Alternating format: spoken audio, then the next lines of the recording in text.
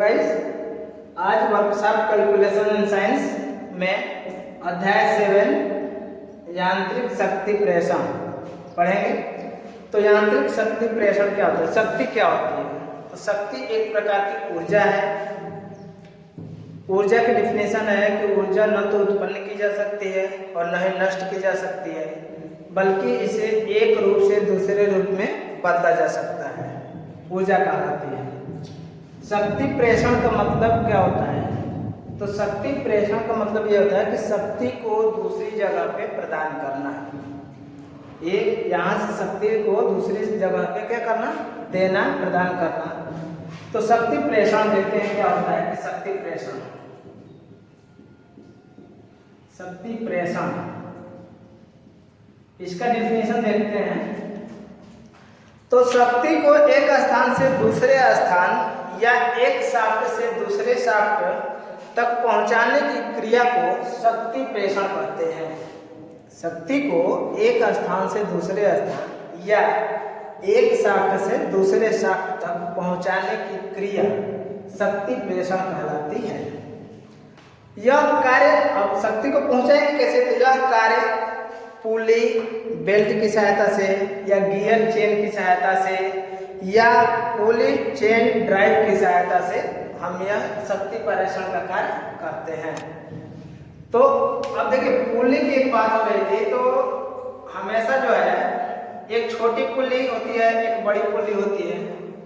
इसमें क्या होता है कि छोटी पुली का डाया जो है हमेशा बड़ी पुली के डाया से क्या होगा, कम होगा। तो जब डाया कम होगा तो यह आरपीएम अधिक लेगा, ठीक है, और यह आरपीएम कम लेगा। कहने का तात्पर्य यह है कि यह 3 चक्कर करेगा तो में भी यह 1 चक्कर में पूरा कर लेगा, क्योंकि इसका डाया इसके डाया से क्या अधिक है। कंडीशन क्या होना चाहिए कि D2 is greater than D1, D2 is greater than D1। अगर बड़ी पुली का डाया छोटी पुली के डाया से अधिक है तब छोटी पुली का आरपीएम बड़ी पुली के आरपीएम से हमेशा अधिक होगा। समझ सकते हैं आपको डायरेक्ट माध्यम से 2 पाई आर, ठीक है, और इसका भी परिधि 2 पाई आर होगा, तो उसके हिसाब से निकाल करके भी समझ सकते हैं। सवाल में पढ़ेंगे इसको। अब आइए सरल बेल्ट चलित शक्ति प्रेषण।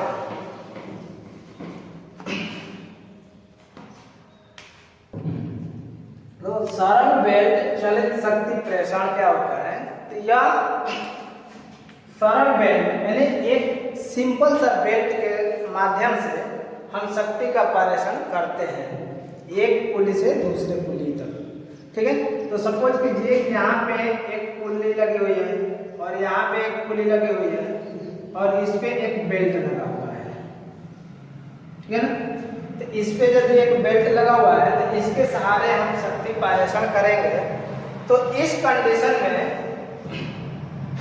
मान लीजिए कि D1 इस व्यास है छोटी वाली पुली का, बड़ी वाली पुली का D2 व्यास है, D2 व्यास, तो ये D1 व्यास है, ठीक है। और यह मान लीजिए कि N1 आरपीएम घूम रही है, तो यह क्या घूमेगा, N2 आरपीएम चलेगी। और आई ट्रांसमिशन है, क्या है, ट्रांसमिशन। तो अब इसकी सहायता से हम आगे चलेंगे। तो उसमें है खुला पट्टा चालन। क्या है, खुला पट्टा चालन।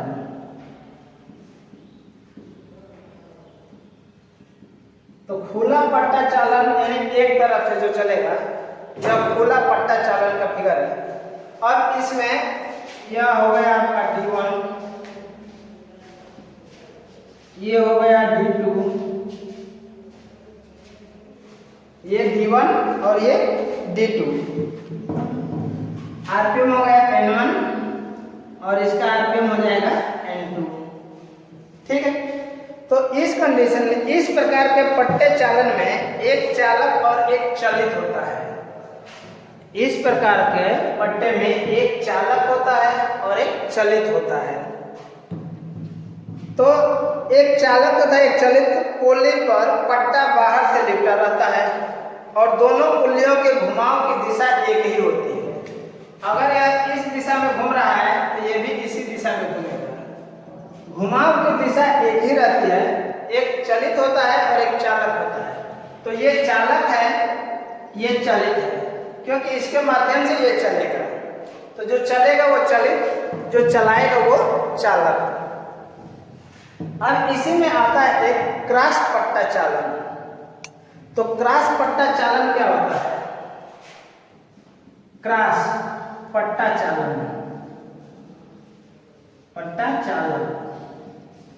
तो क्रॉस पट्टा चालन क्या होता है कि जो पट्टा अभी सिंपल लगा हुआ है वो सिंपल ना लग करके क्रॉस हो जाएगा। अब तक ये पट्टा क्या हो जाएगा? क्रॉस हो जाएगा। ये सिंपल ना लग करके क्रॉस पट्टा चालन हो जाएगा। तो जिसको क्रॉस पट्टा चालन कहेंगे। इसमें भी एक चालक होगा और एक पुल्ली चलित होगा। अंतर क्या होगा कि इसके कंडीशन जो है क्या होंगे? चलने की कंडीशन विपरीत होगा। क्रॉस पट्टा में चालक और चलित एक दूसरे के क्या होंगे? विपरीत दिशा में घूमेंगे। अगर ये इस तरह से घूमेगा तो ये नीचे की तरफ से घूमेगा, इस तरह से घूमेगा। ये इस तरह से आएगा कि ये इस तरह से जाएगा। ठीक है, तो यह इसका जो है गति जो है एक दूसरे की क्या होगी? विपरीत दिशा में होगी। अब तीसरा नंबर आता है रैखिक गति। तो रैखिक गति क्या होती है? ठीक है, तो मान लीजिए कि चालक पुल्ली और चलित पुल्ली, दो पुल्ली थी, एक चालक थी और एक चलित थी। ठीक है ना? इसका D1, D2, N1, N2। ठीक है, तो छोटी वाली पुल्ली का या चालक का गति, चालक पुल्ली की गति, पुल्ली की गति V1 बराबर, तो देखिए चालक पुल्ली की गति V1 है। एक चक्कर में या एक गति में कितना चक्कर करेगा? तो पाई D1 N1। ठीक है, और चालित पुल्ली की गति क्या हो जाएगी? V2। तो V2 बराबर पाई D2 N2, जहां N जो है इसका RPM है। ठीक है, तो इस कंडीशन में ये रैखिक गति है V1 = पाई D1 N1 और चलित का रैखिक गति V2 बराबर पाई D2 N2। अब ट्रांसमिशन रेशो। ठीक है, तो ट्रांसमिशन रेशो क्या होता है?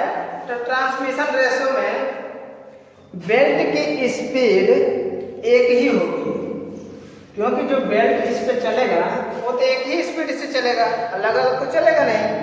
तो बेल्ट की स्पीड क्या होगी? एक ही होगी। इस प्रकार चालक पुल्ली की रेखीय गति चलित पुल्ली की रेखीय गति के क्या बराबर होगा।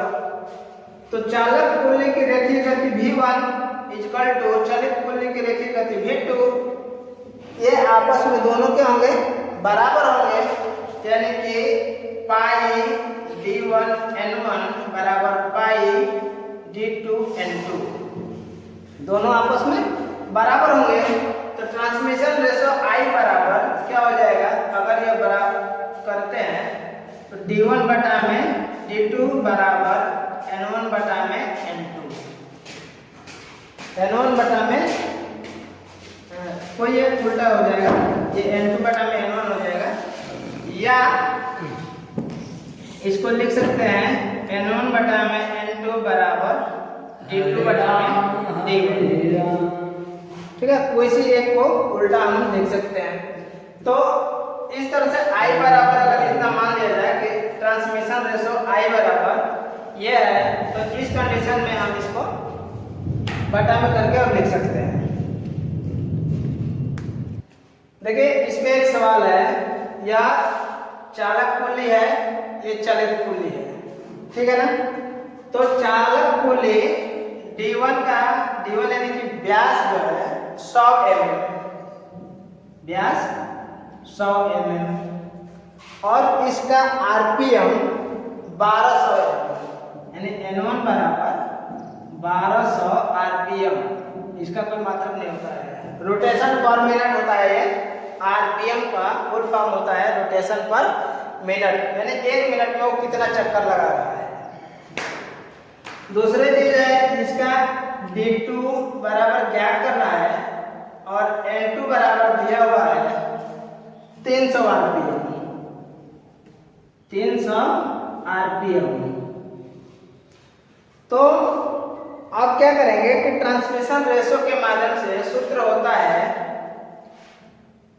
D1 बटा में D2 इक्वल टू N2 बटा में N1, ये सूत्र होता है। अब इस सूत्र पे हम क्या करेंगे, मान रखेंगे। तो सूत्र पे जब मान रखेंगे तो D1 का मान 100 बटा में D2 equal to N2 300 N1 1200, 3 चौके 12, 1 बटा 4, तो यानी कि D2 कितना आ गया। अब यहाँ से D2 फिर से गुणा कर देंगे तो 400 mm, यानी कि चलित शाफ्ट का व्यास 400 mm हो गया। तो इस प्रकार से कोई भी अगर इस पे ट्रांसमिशन में सवाल आता है तो हम लगाएंगे। दूसरा चीज कह रहा है, इसी में सवाल दिया है कि एक दूसरे चालक का RPM 2200 है, यानी कि N1 बराबर 2200 RPM और चलित का RPM 1600 RPM।